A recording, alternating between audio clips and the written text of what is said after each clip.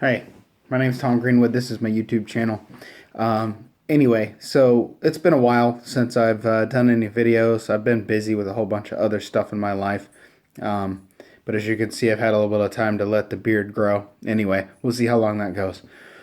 What I've been thinking about recently is the process of learning and teaching. Um, Learning looks like to me that so when you look at learning, people learn because they're interested in a thing and it excites them in some way. It hits their little novelty button inside their brain and they are become interested in a thing and they want to learn about it.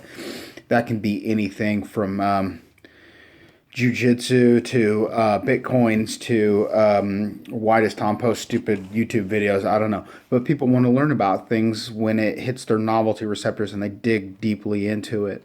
Children learn when you look at children. They just soak up everything because everything's new and novel to them, and they want to learn as much about it as they can because it stimulates that little part of their brain, that little novelty part of their brain. So you can't make somebody learn if they don't want to learn. It's impossible. I mean, you can indoctrinate them. That's possible if we can get you in a room and sleep deprive you, etc., etc. We might be able to brainwash you, but we can't make you want to learn about something you don't want to learn about in the normal world. It's only if you want to learn about something that you can possibly be taught.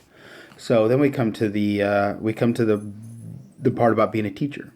Being a teacher is a difficult job. I've had a couple of very good instructors in the martial arts and other places in my life, and the thing that I learned from them more than anything else is not technique. Although I learned great techniques or great, yeah, we'll just leave it at technique, regardless of what field it was in. I learned some great techniques from these people, but what I really learned from them was how to teach, how to be a teacher. And that's the greatest thing that a teacher can really teach is how to be a teacher yourself. And in order to do that, you have to find the person that wants to learn. So if the person wants to learn, you have to find them where they are. People speak, we all speak the same English. Those of us that do speak English all speak the same English. But the words mean different things to each person. One word to you and one word to me might not be the same word, or they might have different meanings, carry different meanings. So, in order to teach somebody, you have to be able to meet them wherever they are. You have to find out how to talk to them in ways that you can get inside their head a little bit and turn things so that they want to learn and to make the information fit them and be digestible to them in a way that works for them. And that's really what the job of the teacher is. Everybody thinks the job of the teacher is to convey information. And certainly that is part of their job, but that is second tier to how do you actually reach somebody? How do you get a hold of somebody in a way that they want to be gotten a hold of and grab their attention and bring them to the place where they can get the information and then convey that information to them? And that's what being a teacher is really about, because the way that people learn, um, it seems, is a little bit different for each person, and what engages them and how they will work and where you can lead them as a student differs dramatically from individual to individual to individual to individual, and that's just the way it is, period.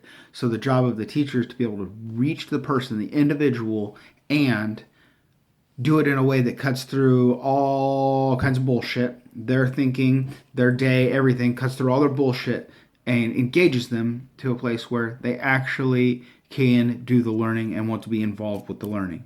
And like, that's what it really means to be a teacher. It doesn't mean to be a person that conveys information, because I mean, there's a million YouTube channels out there of people conveying information, and their shit sucks. It's horrible information, and it's presented in an undigestible way. And then there are some of these people that can just reach out and grab people and talk to them in a way that gets their attention. And I think it's a learnable skill. I mean, certainly charisma is a hard to define thing, but they have learned a way to reach out to someone, get a hold of them in a way that makes sense to that person, and then drag them from wherever they are to the information, or bring the information to them in a place that they can actually soak it all up, bring it all in, and then take it and make it their own.